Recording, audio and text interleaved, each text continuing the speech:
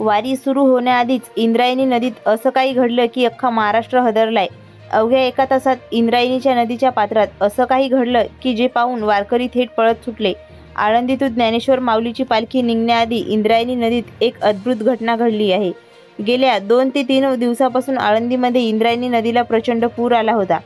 आळंदीत येण्यासाठी 4ही पूल पाण्याखाली गेले होते आणि आळंदीचा संपर्क पूर्णपणे तुटला होता. त्यामुळे यंदा माऊलीची पालखी निघणार की नाही असा मोठा प्रश्न निर्माण झाला होता. कारण माऊलीची पालखी रथात ठेवली जाते आणि तो रथ मानाने बैल ओढत असतात. पण जर सगळ्या पुलावरून पाणी गेलेलं असलं तर तिथून अक्षरशः ट्रॅक देखील जात नाही, तर अशा परिस्थितीत बैलगाडा रथ कसा जाणार, हा गंभीर प्रश्न प्रशासनासमोर आणि वारकऱ्यांसमोर पडला होता. पण त्यावेळी अचानक एक अशी घटना घडली की ज्याने मुख्यमंत्री देखील चकित झाले. ही एक विचित्र घटना घडली जेव्हा आळंदीत उपस्थित असणारे लाखो वारकरी अक्षरशः नदीच्या दिशेने पळत सुटले. आळंदीत एक अशी घटना घडली आहे की जी गेल्या 150 वर्षात कधीच घडली नव्हती.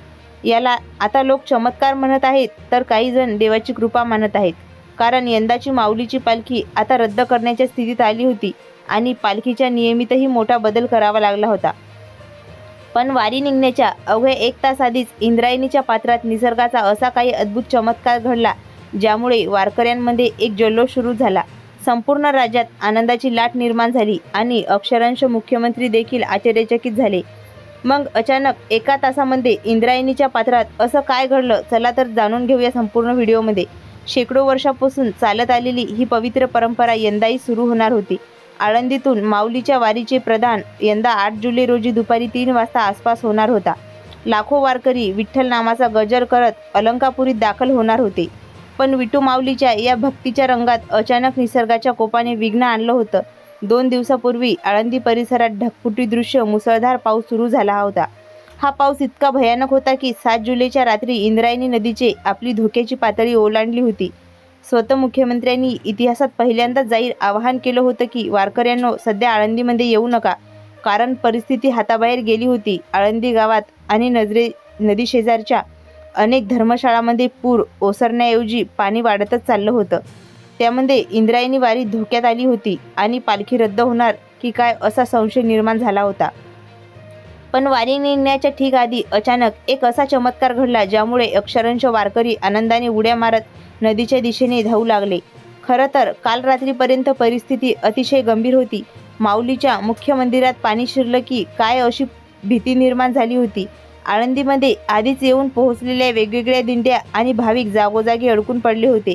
काही दिंड्या नदीकाठच्या आश्रमामध्ये आणि धर्मशाळेमध्ये मुक्कामी होत्या. पण मध्यरात्री अचानक पाण्याचा प्रवाह एवढा वाढला की अक्षरशः त्या धर्मशाळेमध्ये पाणी घुसलं. वारकऱ्यांचा जीव धोक्यात आलेला पाहून तातडीने NDRF टीमला प्राचारण करण्यात आलं. NDRFच्या जवानांनी रात्रीच्या अंधारात जीवाची बाजी लावून त्या सर्व वारकऱ्यांना सुखरूप बाहेर काढलं. चहूबाजूंनी पाण्याचा वेढा आणि त्यातून सुरू असलेला संततधार पाऊस, त्यामुळे संपूर्ण आळंदीत भीतीचं आणि चिंतेचं वातावरण होतं. काल 7 जुलै रोजी ठरलेल्या वेळेनुसार देहू गावातून जगद्गुरू श्री संत तुकाराम महाराज यांच्या पालखीचं दुपारी प्रस्थान झालं. खरं पण आळंदीत मात्र परिस्थिती मिनिटाला गंभीर होत चालली होती. आळंदीला जोडणारे 4ही बाजूचे मुख्य पूल, ज्यात चकणहून येणारा मार्ग, वडगावच्या बाजूने येणारा पूल आणि पुण्याला जोडणारा पूल, हे सगळेच्या सगळे पूल पूर्णपणे पाण्याखाली गेले होते.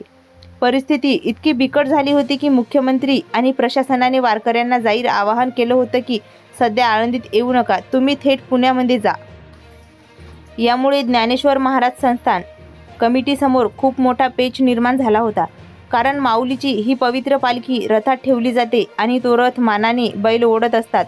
पण पुलावरून वाहणाऱ्या एवढ्या प्रचंड पुरातून रथाचे बैल तो रथ कसा ओढणार, हा सगळ्यात मोठा प्रश्न होता. पुलावरून मोठ्या मोठ्या ट्रॅक्स किंवा जास्त उंचीची वाहन देखील जाऊ शकत नव्हती. मग माऊलीच्या पालखी रथ तिथून कसा जाणार? वेळ इतकी कमी होती की पालखी थेट हेलिकॉप्टरद्वारे घेऊन जावी की काय, असाही पर्यावरण तिथे विचार केला जात होता. कारण पालखी प्रस्थानाला आता काही तास उरलेले होते. मंदिरात सगळे विधी, पूजा अर्चा सुरू झाली होती. पण माऊलीची वारी आणि शेकडो वर्षाची परंपरा बदलणं अशक्य होतं, कारण यामुळे लाखो वारकऱ्यांच्या भावना दुखावणार होत्या. आळंदीतून माऊलीची पालखी वेळेत निघाली नसती तर पुढे जाऊन तिथे तुकोबाराय आणि ज्ञानोबा माऊली पालखीची भेट होते, तिथेही एक मोठा गोंधळ उडाला असता. त्यामुळे दोन्ही पालख्यांचा मेळ कसा घालावा हा गंभीर प्रश्न निर्माण झाला होता. तुकोबाराय आणि माऊलीच्या पालखीची भेट कशी होणार हा प्रश्न सगळ्यांनाच पडला होता. पण म्हणतात ना, जसा भाव तसा देव. वारकऱ्यांच्या माऊलीच्या संजीवीवर समाधीवर असलेला अतूट विश्वास अखेर फळाला आला. काल रात्री उशिरापर्यंत पावसाचा भयानक धुमाकूळ सुरूच होता. पण आज 8 जुलैच्या पहाटे अचानक निसर्गाने कूस बदलली. पहाटेच्या सुमारास पावसाचा जोर अचानक ओसरला आणि त्यानंतर इंद्रायणी नदीच्या पात्रात एक अद्भुत आणि रहस्यमय घटना घडली. नदीच्या प्रवाहामध्ये अचानक एक खूप मोठा भवरा तयार झाला. एका बाजूने पाण्याचा वेग वाढला आणि बघता बघता काही मिनिटातच पुलावरून वाहणारं पाणी झपाट्याने खाली उतरू लागलं. हा वेग इतका अकल्पनीय होता की अवघ्या एका तासात आत घरामध्ये, आश्रमामध्ये आणि आळंदीच्या दुकानामध्ये घुसलेलं पाणी हळूहळू पूर्णपणे ओसरलं. खरं तर याला एक चमत्कार म्हणावा लागेल, कारण नदीला तुफाना प्रचंड पाणी होतं, तरीही पुलावरून वाहणाऱ्या पाण्याचा वेग वेगाने कमी होत होता आणि रस्ता मोकळा झाला. हा चमत्कार समजतात पुण्याने थांबलेले वारकरी आता अचानक आळंदीच्या दिशेने पळू लागले. पण नेमकं काय, त्या एका तासात काय घडलं आणि नदीच्या पात्रात अचानक तो रहस्यमय भवरा कसा काय तयार झाला?